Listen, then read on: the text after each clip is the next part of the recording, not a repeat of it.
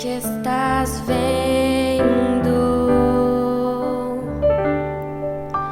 são os meus presentes pra você.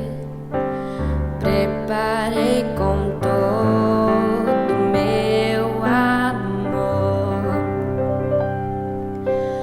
Veja quantas flores, elas existem pra alegrar suas manhãs e perfumar o seu jardim. Erga os seus olhos, mesmo de noite as estrelas deixarão bem claro o que eu sinto por você. Certo como um dia após o outro, certo é o meu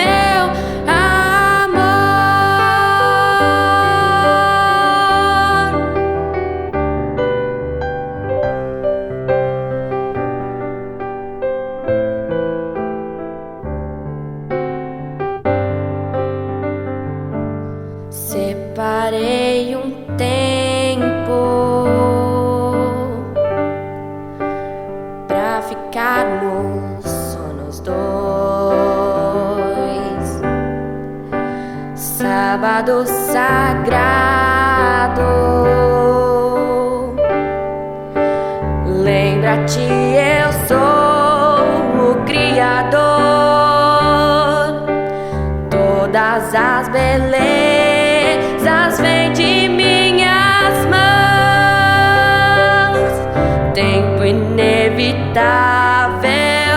se destruir em seu jardim. Ainda assim, o sábado será pra sempre o nosso novo encontro. Um dia pra esquecer as suas ilusões e descansar em minha segurança. Certo como um dia após o outro, o sábado virá.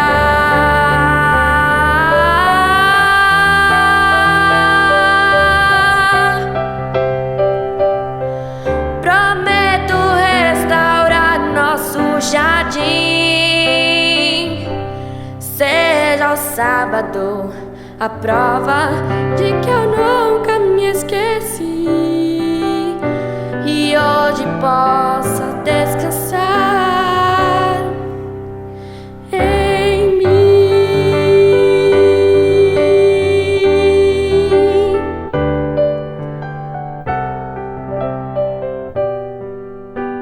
Certo é o meu amor.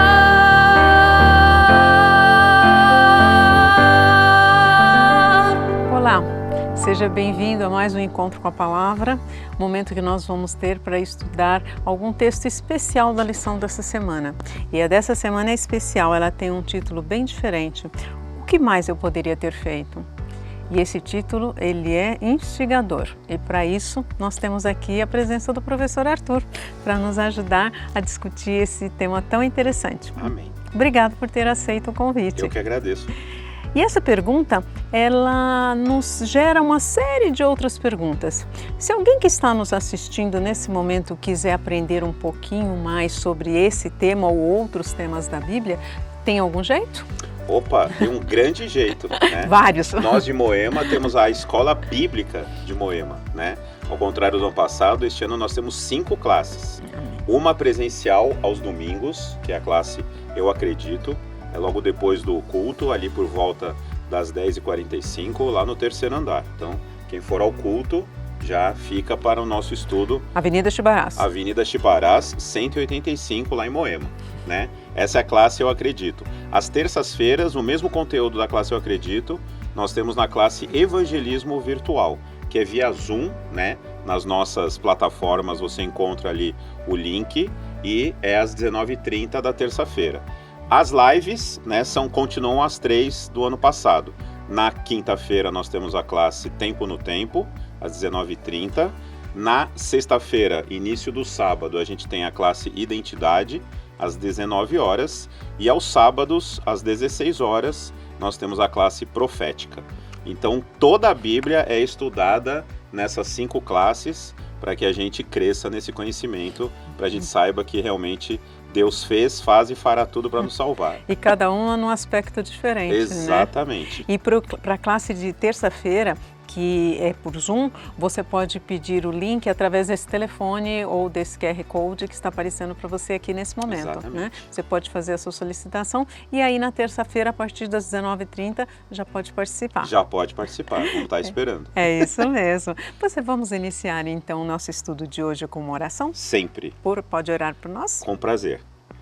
Querido e maravilhoso Deus, cuja habitação é a eternidade, nós te agradecemos, Pai, porque o Senhor nos chama e pelo Teu Santo Espírito nós aceitamos esse convite de compartilharmos um pouco da Tua Palavra hoje aqui, nessa 11ª lição da Escola Sabatina deste primeiro trimestre.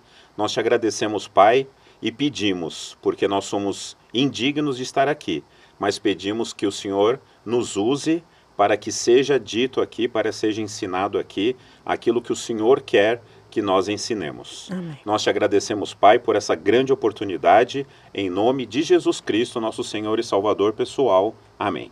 Amém. Amém.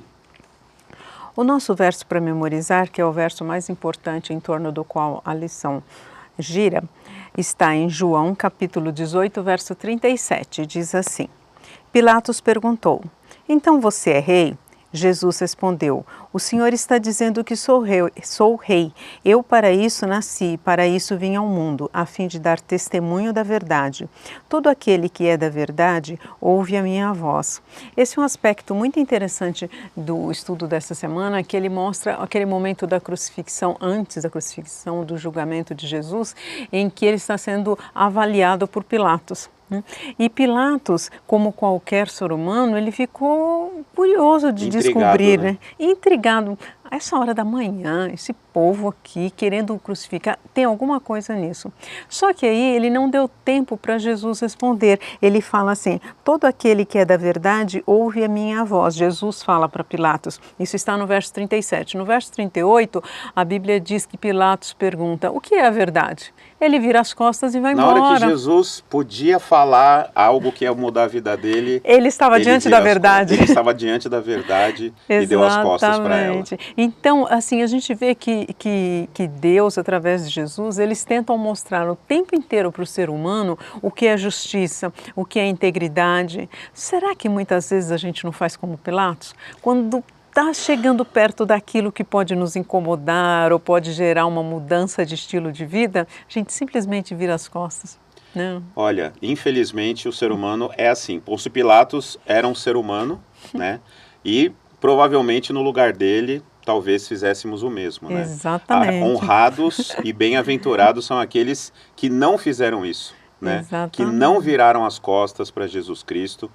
E como você disse muito bem, né? Às vezes, quando a coisa é bonitinha, né? Fala de amor. João 3,16. Quando ai, Jesus morreu por mim, que coisa linda, puxa, que legal. Mas e a transformação que Ele quer que eu passe? Será que eu estou perfeito? Acho que não, né?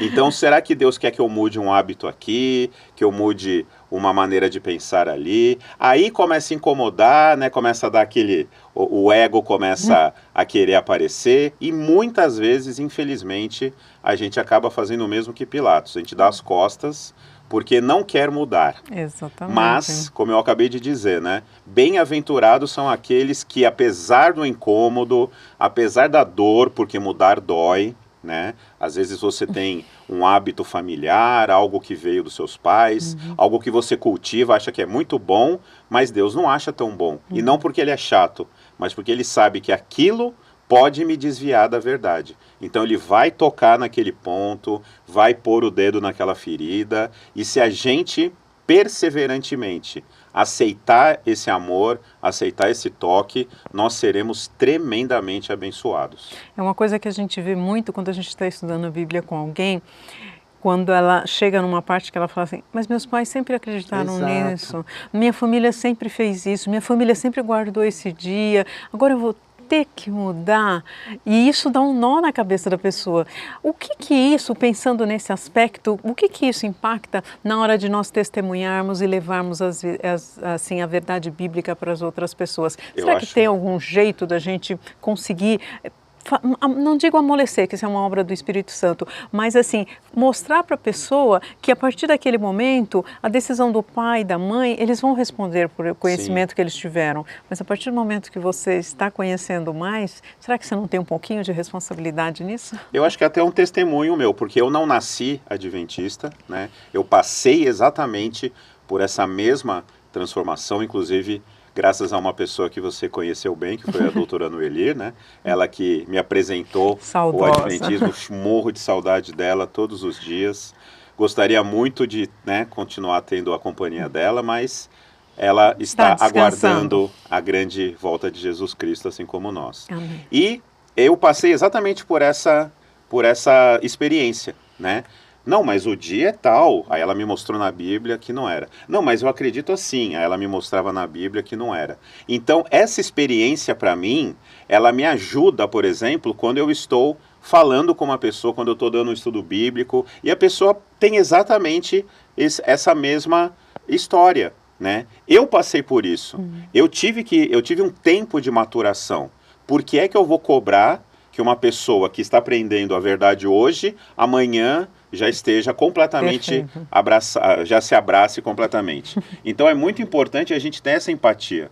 Eu passei por isso, eu precisei de um tempo, né? Quanto tempo demorou para eu aceitar essa verdade? Quanto tempo demorou para eu mudar a minha alimentação? Quanto tempo demorou para eu adquirir o hábito que eu tenho hoje? Então por que eu vou cobrar isso da pessoa? A gente apresenta a verdade, né? Eu acho que esse é o grande papel da gente. A gente lança a semente. A gente mostra na Bíblia o que é a vontade de Deus. E o Espírito Santo vai fazer essa obra, né? Eu gosto muito de falar isso nas classes. O nosso papel é apresentar Jesus Cristo para as pessoas. Ele é que vai fazer a transformação. Ele é que vai mudar o caráter, mudar o hábito, mudar o pensamento. Então, o nosso papel é apresentar Jesus Cristo, né? Dar o nosso testemunho. Olha como ele mudou a minha vida, olha quem eu era, quem eu sou. Então, não importa quem você é, importa quem Deus sabe que você pode se tornar. E a gente apresenta Jesus Cristo, mantém a pessoa perto de Jesus Cristo, a gente se mantém também, e eu acredito que seja assim que a gente consegue verdadeiramente mostrar a verdade para a pessoa, e a pessoa abraça e segue com a gente essa verdade maravilhosa. E o importante nesse momento de estudo, na minha opinião, é que assim, você pode contrariar as profecias bíblicas, você pode dizer que não acredita, você pode estudar a história e falar assim, não, papel aceita tudo, eu não vou querer saber, não, essa história aí... Isso foi escrito por homens. Né? E assim, não, isso foi importante naquela época, mas quando você chega e fala assim, vou te contar a minha experiência, porque isso não pode ser contrariado, é a minha vida, né? As pessoas que me conhecem sabem como eu era e como eu sou, então isso faz toda a diferença. Isso é um aspecto que eu acho muito importante no momento de nós, assim, contrariarmos o inimigo, né? E aí, quando a gente vai ver que Jesus, como diz aqui em Romanos, que ele era justo e justificador, né, daqueles que o aceitam, nós vemos um texto no livro Parábolas de Jesus que fala assim: com confiança, os filhos de Deus clamam a Ele para silenciar as acusações de Satanás e aniquilar seus planos. Oram e com o poderoso argumento da cruz, Cristo faz calar o ousado acusador. Né? A gente vê que muitas vezes, para não dizer sempre, como na lição que nós estudamos a semana passada, não somos nós. Né?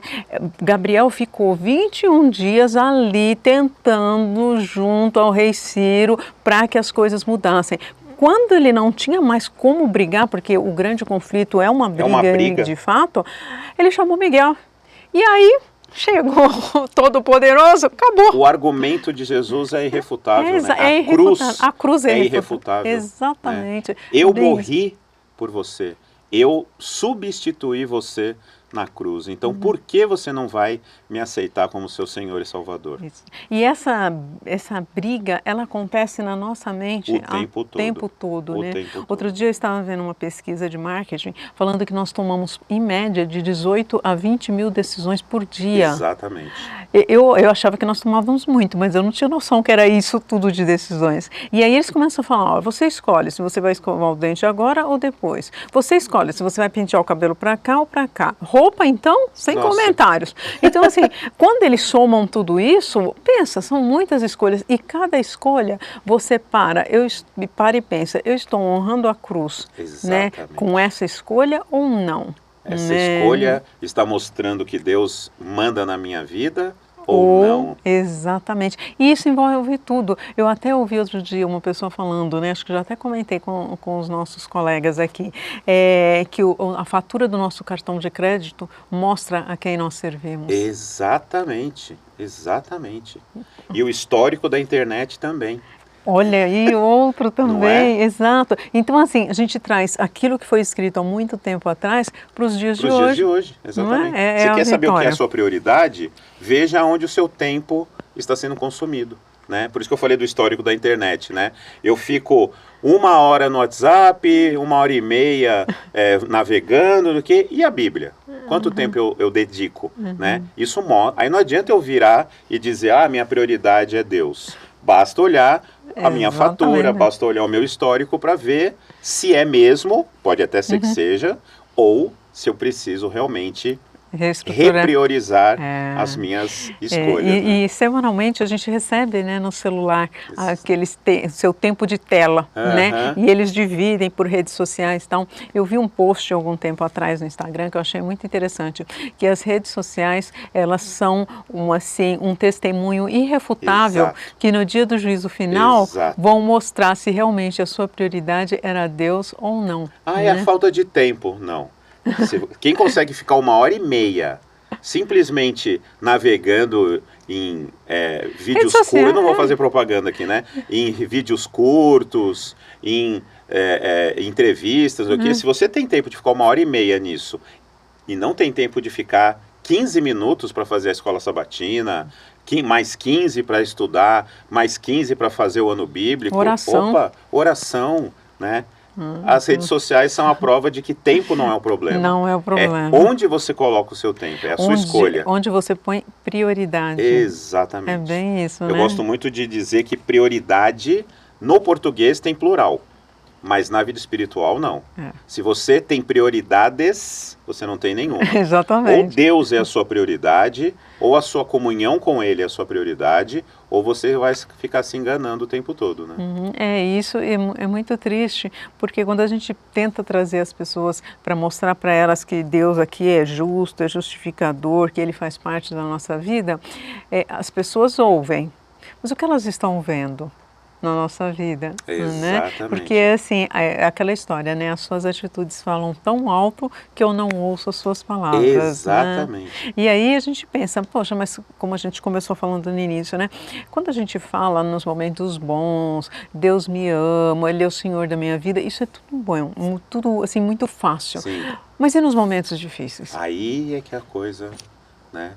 Aí é que eu preciso me lembrar daquilo que Jesus, né, nos ensina lá em Isaías, né? O que mais eu poderia ter feito? Exato. Eu fiz tudo, eu plantei a melhor vinha, eu preparei o solo, eu preparei todo o terreno. Fiz tudo. Fiz tudo, não havia nada a mais que eu poderia fazer. É nos momentos de angústia, nos momentos de desafio que a gente precisa lembrar. Deus fez tudo por mim.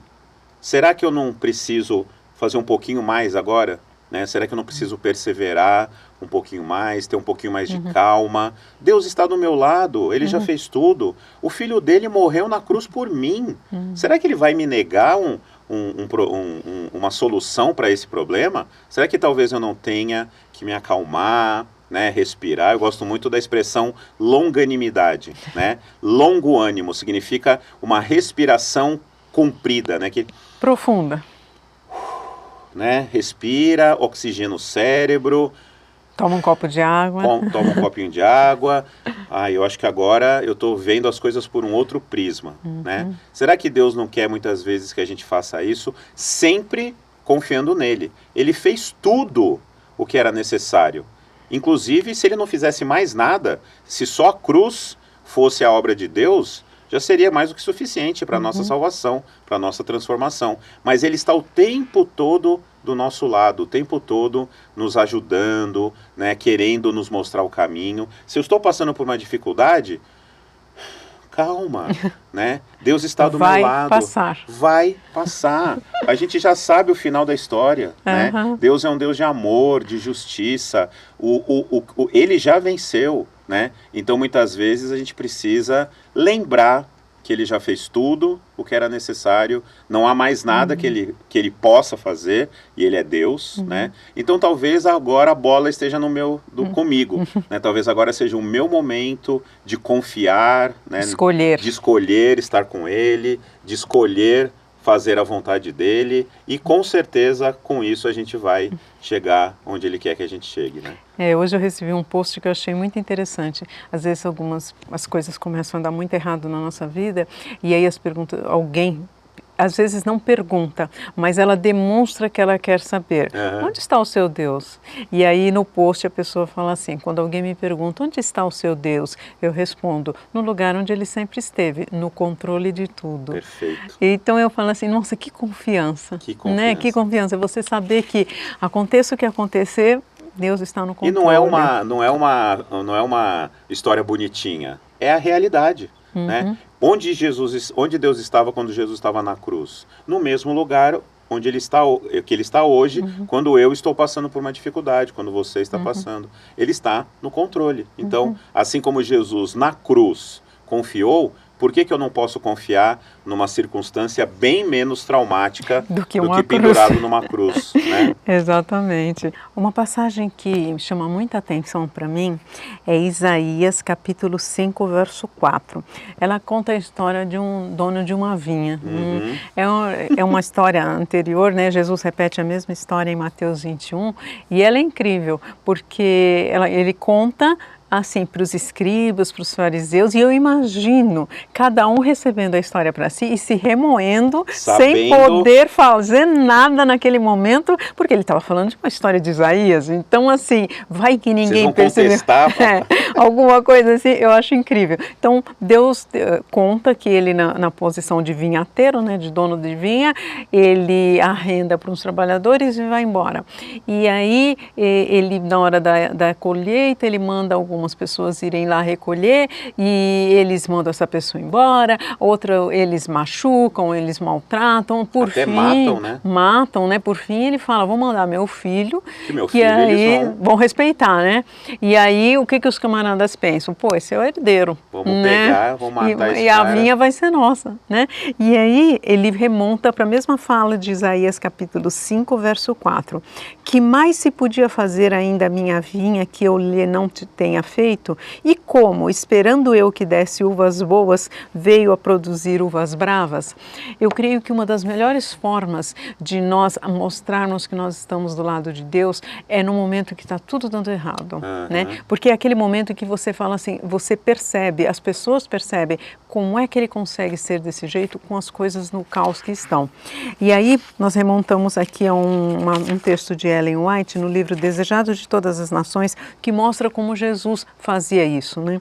Fala assim, com admiração os anjos contemplavam o infinito amor de Jesus, que sofrendo a mais intensa agonia física e mental, pensava apenas nos outros e animava uma pessoa arrependida a crer. Em sua humilhação, dirigira-se como profeta às filhas de Jerusalém. Como sacerdote e advogado, interceder ao Pai pelo perdão de seus assassinos e como amorável Salvador, perdoara os pecados do ladrão arrependido. Imagina assim, você está numa cruz tentando respirar, porque a dificuldade para respirar numa cruz era feita para você morrer sufocado. Sufocado. E aí você tenta se posicionar e cada posição dói mais, e aí você está no meio. Perdendo sangue. E duas pessoas, uma de um lado começa a discutir. né?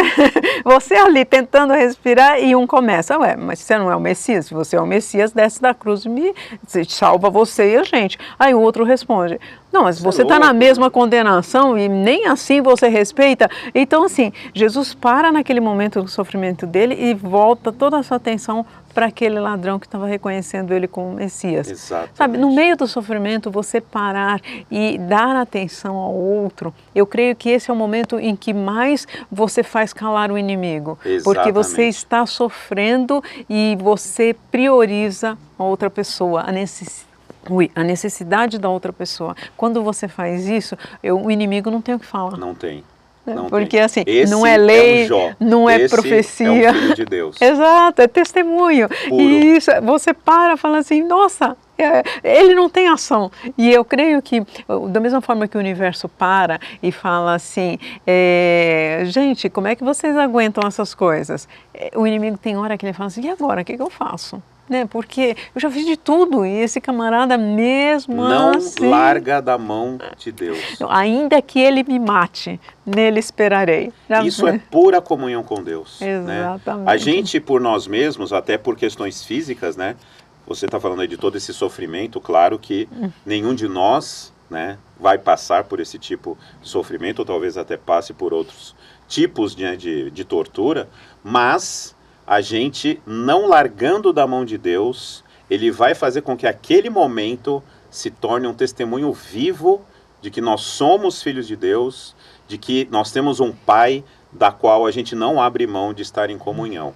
Então, assim como Jesus Cristo fez, eu já passei por experiências em que mesmo passando por um estresse, passando por um momento difícil, eu pude ainda, com calma, ajudar outra pessoa, né? Às vezes num momento de acidente, alguma coisa assim, todo mundo está ali naquele estresse e nós conseguimos, de repente, trazer um pouco mais de paz, um pouco mais de tranquilidade para aquele momento. Como você disse, é a prova de que nós somos filhos de Deus e o inimigo, ele vai percebendo que ele não tem como agir a partir de nós. Ele pode usar outras pessoas, infelizmente, que talvez não estejam em comunhão com Deus. Mas a nós, ele não vai conseguir fazer cair. E através disso, os olhares humanos naturalmente vão vir para nós e não para os filhos das trevas. Exatamente. E nesse momento nós vamos conseguir mostrar que temos um Deus que é maior do que todos os sofrimentos que existem.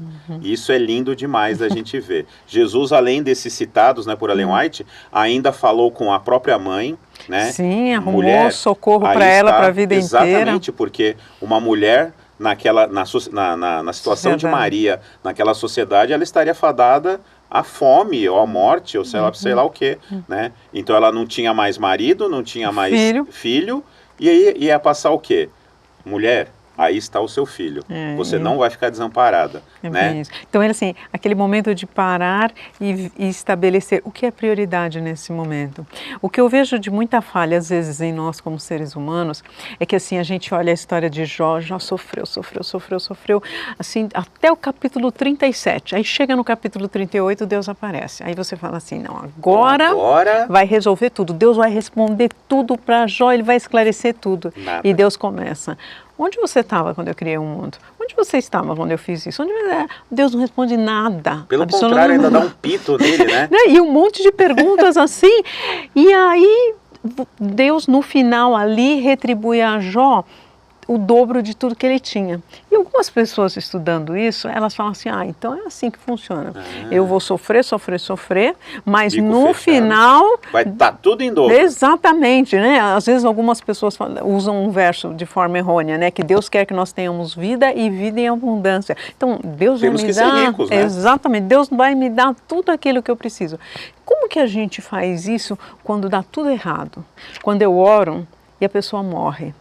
Sabe, quando eu tenho certeza que Deus vai me amparar, Ele sabe que eu estou sustentando a minha família, que eu preciso desse trabalho e eu sou demitido. Como é que eu vou unir essa integridade e justiça de Deus nos momentos difíceis? Olha, assim, eu não tenho outra resposta. O segredo é a comunhão com Deus.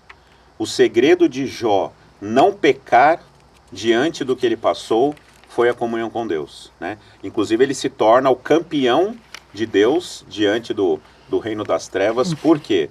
Porque ele mantinha e manteve a comunhão com Deus. O segredo é a comunhão com Deus. Como que eu vou suportar uma doença, um desemprego, um problema que está muito além das minhas forças, muitas vezes, se eu me mantiver em comunhão com Deus, se eu estudar a Bíblia, não é ler, é estudar a Bíblia, se eu for uma pessoa de oração, se eu fizer o meu jejum, se eu fizer a minha meditação na palavra de Deus, se eu der testemunho, como a gente falou aqui, se eu me mantiver em comunhão com Deus, eu não só não vou degringolar, né, eu não vou perder as estribeiras, como eu ainda vou ajudar outros a ver que quanto mais comunhão com Deus a gente mantiver, mais a gente vai suportar. E este mundo é um mundo que jaz no maligno. A gente vai, né, inclusive é o próximo estudo, a gente vai passar por situações difíceis. Isso é uma regra da vida. Nós não somos desse mundo. Né,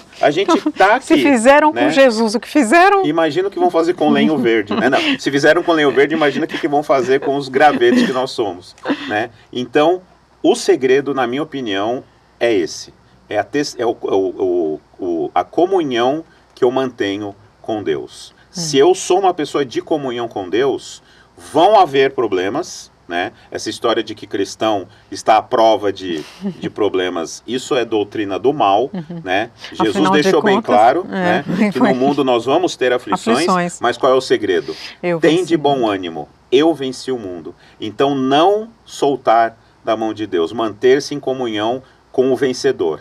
E ele é tão maravilhoso que mesmo eu não tendo vencido nada, pelo contrário, minha vida foi só de derrota, mas ele é tão maravilhoso que ele vai me chamar de vencedor ao lado dele. Mas Senhor, foi você que venceu. Não, mas estando comigo, você é tão vencedor quanto eu. Eu creio que quando eu penso nisso, eu lembro do filho que chega lá na comemoração da escola, do Dia dos Pais, do Dia das Mães, não sei o quê, e aí ele chega e é todo orgulhoso, entrega aquele presente para o pai e para a mãe, o presente que o pai deu dinheiro, que a mãe deu dinheiro. Exato. E a mãe olha para ele e fala, filho, você fez assim. Às vezes é uma garatuja assim, tem nada a ver, filho, que lindo. Eu imagino que o Pai Celeste, quando olha para nós, ele vê assim, o nosso louvor tão fraco, sabe? A nossa vida sobe e desce, cheio de altos e baixos. E aí ele olha pra gente, mas ele olha com amor de pai. Né? Mas porque... você me aceitou. Exato, né? Você aceitou o meu sacrifício. Exatamente. E é isso que vai fazer toda a diferença. Exato. E às vezes as pessoas falam assim, mas Deus não sabe o que eu estou passando. Deus não sabe o que é viver no século XXI com IA. Quando eu olho assim, será que é verdade? Será que não é? Será que é uma fake news? Será que estão tentando me enrolar? Você recebe uma ligação, será que é um golpe? Sabe, eu estou precisando tanto de ajuda e aquela pessoa está falando, será que não é alguém? Será que não é um anjo que está tentando me ajudar? Será que Deus sabe realmente o que eu estou passando? O que será que o pai e o filho estão pensando nesse momento, estão fazendo nesse momento? E aí tem mais um trecho do livro Desejado de Todas as Nações que é espetacular. Fala assim, não vamos falar e não vamos pensar em nós mesmos e no que os outros estão fazendo, mas no que Deus e Jesus estão realizando. Amém. O que eles estão fazendo? Eles estão purificando o santuário. Devemos estar com eles nessa obra, purificando o santuário da nossa alma de toda injustiça, para que os nossos nomes sejam escritos no livro da vida do Cordeiro, Amém. Para que nossos pecados sejam apagados quando vierem os tempos de refrigério pela presença do Senhor. Eu creio que muitas vezes nós somos muito bons em estudar a Bíblia, em oração. Mas aí, sabe uma banqueta de 3 pernas que só tem 2? Ela vai cair. Né?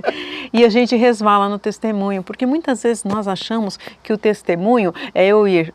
Aqui em São Paulo a gente tem a Praça da Sé, que é um lugar muito grande que as pessoas gostam de subir e ficar falando, vai desde o político a religioso. E as pessoas acham que testemunho é isso, sabe? Que é eu ficar falando. Paulo diz que nós devemos estar a tempo e fora de tempo. Exato. E às vezes as pessoas ficam incomodando as outras e elas esquecem que o testemunho de uma vida, ele é muito mais do que fala. Aliás, as pessoas observam muito mais do que aquilo, do que você fica ouvindo, né? E, assim, ele observa a sua vida, sabe? Você quer mostrar para ele que a reforma de saúde é uma coisa importante, o que você está pondo no seu prato na hora do almoço? Viva isso. A pessoa está vendo o que você está pondo. Está vendo no seu prato, não adianta você ficar falando de vegetarianismo, de dieta frugívora e não sei o quê, mas olha o seu prato. Exatamente, né? É isso que faz a diferença. Então, em todos os aspectos, às vezes, por exemplo, morre uma pessoa, aí você fala, puxa, mas o que eu vou fazer no velório? Não tem mais nada o que fazer. Eu orei, eu fiz a minha parte, mas às vezes o ir lá, estar ao lado da pessoa, olha, se você precisar de alguma coisa, eu estou aqui. O simples abraço que a pessoa vai te dar. Pronto. A sua presença é o que faz a diferença. Exatamente. Então, e esse fazer a diferença, não importa nós fazemos para um monte de pessoas. Eu lembro de uma parábola que acho que todo mundo já ouviu, que é aquela do camarada que está andando na praia de manhã e ele vê um jovem vindo na direção contrária, a maré se recolheu e o jovem pegava as estrelas do mar que tinham ficado e ia atirando para o mar, né? E o camarada olha assim e fala assim, esse cara tá doido. E quando ele se aproxima, ele fala assim, meu jovem, você acha que você vai conseguir salvar essas centenas de estrelas do mar? E na parábola o rapaz pega uma estrela, joga no mar e fala assim, provavelmente não. Mas para essa aqui eu fiz a diferença. Exato. Então, assim, fazer a diferença não precisa ser para todo mundo. É o lema da ADRA, né? Assistência Social Adventista. É uma vida de cada vez. Perfeito. Então, faça o que você puder dentro do que você pode fazer, sem comprometer a sua saúde mental, mas tendo assim, se Jesus estivesse no meu lugar, o que ele faria? Será que ele pensaria assim? Será que, mas é só uma... mas é só... tem um filme muito famoso que termina com um ditado judeu, né? Quem salva uma vida, salva o mundo. Exatamente. Se você se dispõe a salvar uma vida, né, como um menino, se ele se dispõe a lista de Schindler, exatamente. Se ele se dispõe a pegar uma estrela do mar e jogar, ele está se dispondo a salvar aquela vida. Então, se de centenas ele tem disposição, tem tempo e consegue salvar 10, 20, 30, 50, são 50 estrelas do mar a menos que vão morrer ali na praia. Para aquelas 50, ele fez toda a diferença. Né? Isso, e isso seja real na nossa vida, que nós possamos fazer a diferença na vida das pessoas. Né? Pode orar por isso? Com certeza. Querido e maravilhoso Deus, nós te agradecemos, Pai, porque o Senhor fez tudo o que era necessário para a nossa salvação, para que nós estejamos em breve junto contigo no lar celestial. Amém. Ajuda-nos, Pai, a reconhecermos esses grandes feitos e propagarmos esses grandes feitos ao mundo. Amém. Ajuda-nos, Pai, a vivermos em comunhão contigo, para que de modo silencioso ou não, estejamos testemunhando a cada instante do teu amor, da tua justiça, da tua misericórdia. Amém. Muito obrigado, Pai, por este estudo. Muito obrigado, Pai, por todas as pessoas que estão aqui agora assistindo ou que estão assistindo a gravação.